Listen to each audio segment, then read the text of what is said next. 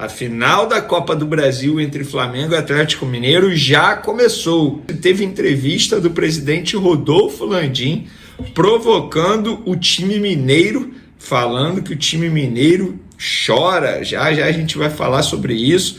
A gente vai comentar também sobre a multa dos R$500 mil.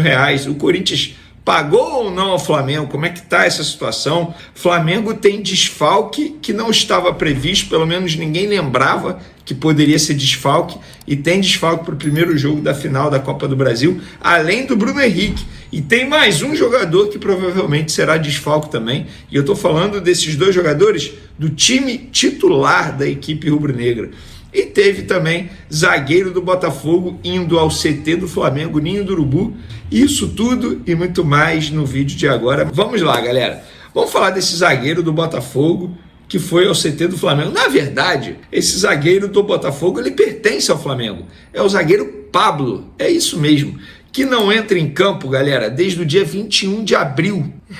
Ele tem apenas 2 jogos na temporada, sendo 73 minutos pelo Flamengo contra a Portuguesa pelo Campeonato Carioca.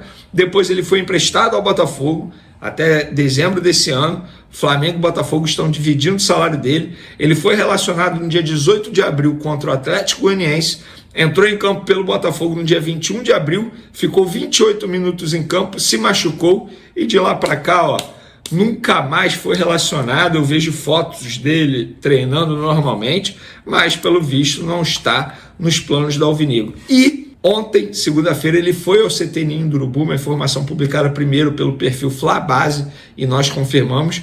Ele foi levar o filho dele, que é da categoria sub-9, ele está fazendo alguns períodos de teste lá no Flamengo, porém, a imagem não caiu nada bem lá no lado do Botafogo. Dirigentes do Botafogo não gostaram nem um pouco e trataram a situação como falta de bom senso ou falta de noção do zagueiro do Botafogo, que pertence ao Flamengo. Eles entendem que o zagueiro poderia preservar um pouco, se preservar, não evitar esse tipo de situação, e a imagem está viralizando aí nas redes sociais, e membros da diretoria do Botafogo não gostaram nem um pouco. Pois é, eu acho que o Pablo também poderia ter evitado a fadiga. Quer levar o filho? Beleza, deixa o filho, para no estacionamento, o filho desce do carro, evita postar a imagem ou sair alguma foto, e na imagem está lá ele dentro do CT Ninho do Urubu, sendo que hoje ele pertence ao Botafogo, querendo ou não.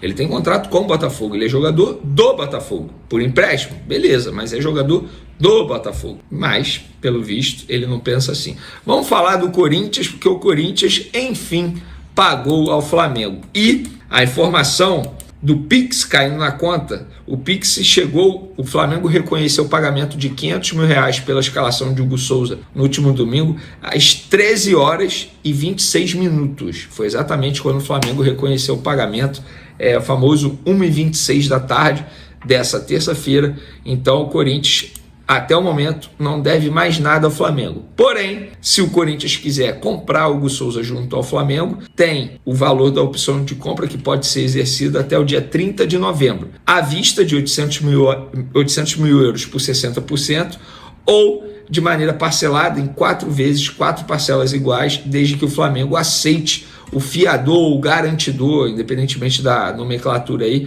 O Flamengo tem que aceitar essa empresa como um garantidor de pagamento caso o Corinthians atrase as parcelas. Mas esse negócio aí vai se tornar novela, porque o Corinthians está empurrando com a barriga, já enviou notificação extrajudicial ao Flamengo, o Flamengo respondeu a notificação extrajudicial.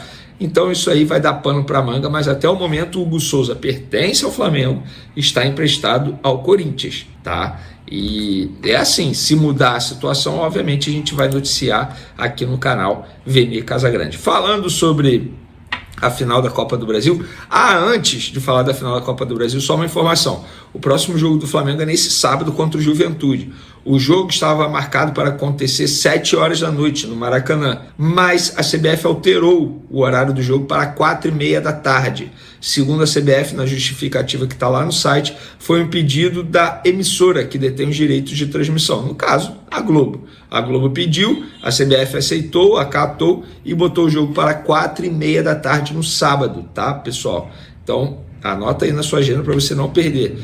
Vai ser sábado, porque no domingo vai rolar também segundo turno de eleição municipal em vários lugares, inclusive aqui em Niterói vai acontecer, a cidade que eu moro. Então, só para vocês ficarem bem informados, o Flamengo se reapresentou nessa terça-feira à tarde, tá? Depois de folga ontem, e inicia a preparação para esse duelo com o Juventude no sábado no Maracanã, 4h30 da tarde. Eu acho que até o primeiro jogo da final da Copa do Brasil, o Felipe Luiz tem que utilizar o jogo no Campeonato Brasileiro para ele pensar no time que ele vai mandar a campo. E por que eu estou falando isso? Ele não vai ter dois jogadores importantes, Bruno Henrique, por conta do cartão vermelho, e Pulgar. Pulgar está suspenso. Ele levou o cartão amarelo, ele estava pendurado e com isso não pode jogar o primeiro jogo da final da Copa do Brasil.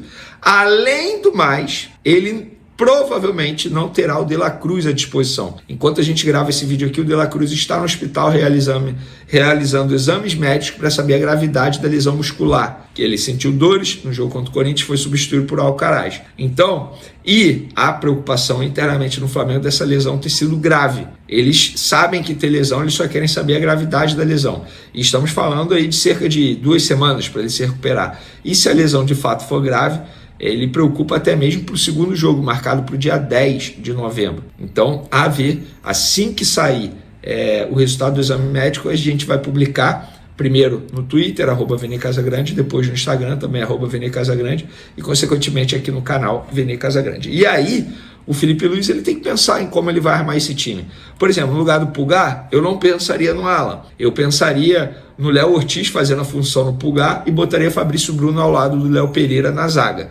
No ataque, o Felipe Luiz precisa pensar em como ele vai montar. Ele vai manter Gabigol? Não vai manter Gabigol? Quem vai substituir o Bruno Henrique? O Michael? O Michael precisa melhorar a parte física. O próprio Felipe Luiz mencionou isso, que ele ainda não está 100% após se recuperar daquela lesão muscular que foi bem grave. Então ele precisa pensar nisso tudo, no meio de campo que ele vai ter e também no ataque. No lugar do De La Cruz, eu botaria o Alcaraz, por exemplo, sem sombra de dúvidas. E aí eu começaria com Léo Ortiz, Gerson, Alcaraz e Arrascaeta. Então eu pensaria desse jeito no meio de campo. No ataque é uma dor de cabeça aí para o técnico Felipe Luiz. Ele precisa pensar muito bem como ele vai armar esse time para pegar o Atlético Mineiro, que é uma boa equipe. Embora eu considere o Atlético Mineiro um time bipolar, porque uma hora joga bem, outra hora joga muito mal. Contra o Vasco, por exemplo, no segundo jogo da semifinal da Copa do Brasil, o Atlético Mineiro foi muito mal. Passou ali no empate de 1-1 em São Januário, graças, enfim, ao golaço do Hulk. Então, foi uma atuação individual que acabou salvando o Atlético Mineiro. Mas essa final já começou nos bastidores. Hoje o presidente do Flamengo, Rodolfo Landim, deu uma entrevista à Band, falou sobre o duelo e sobre a reclamação do Atlético Mineiro em relação à arbitragem. Pois é, o Atlético Mineiro está reclamando da arbitragem. E o Landim disse o seguinte, abre aspas, estamos acostumados com o Atlético Mineiro fazendo isso. É comum. Estratégia que eles usam sempre antes de um jogo contra o Flamengo. Reclamam, se colocam na posição de vítima, de que sempre foram prejudicados. Então tá aí o Landim dizendo que o Atlético Mineiro é chorão, tá sempre reclamando. Nos bastidores esse duelo já começou. Depois de folgar na segunda-feira, o Flamengo se reapresentou nesta terça com mais um treino aplicado por um participativo Felipe Luiz. O foco da vez é o jogo deste sábado, diante de Juventude no Maracanã pelo Campeonato Brasileiro. Se liga só.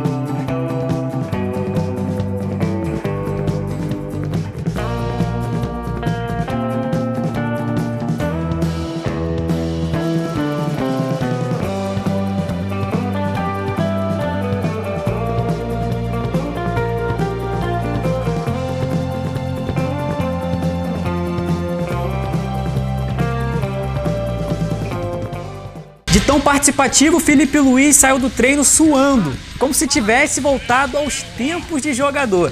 Boa, professor! Definitivamente dando suor.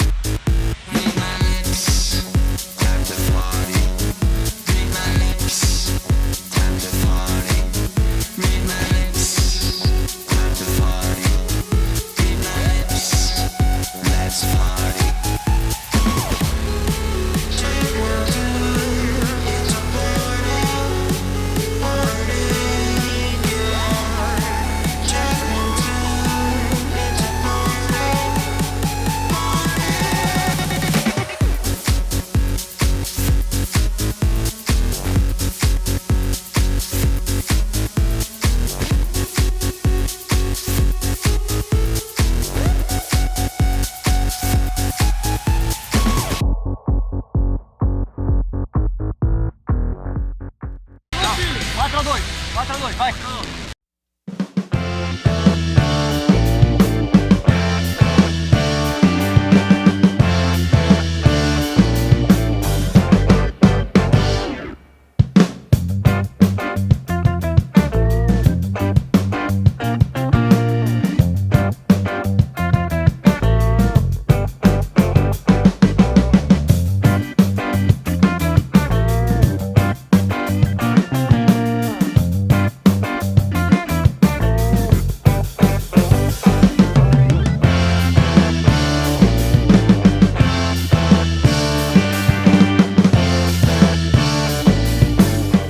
Antes de parte do elenco ir a campo, o Flamengo informou que De La Cruz realizou o exame que apontou lesão no músculo posterior da coxa direita. Boa recuperação, Nico. Wesley, com apenas 21 anos, já viveu de tudo no Flamengo. O início foi promissor: gols, assistências, títulos. Mas como em toda a carreira, vieram também os momentos difíceis. O jovem lateral direito passou por polêmicas extracampo, enfrentou críticas da torcida e até recebeu propostas da Europa, o que quase o levou à Itália. A transferência para a Atalanta só não se concretizou por uma questão de prazo.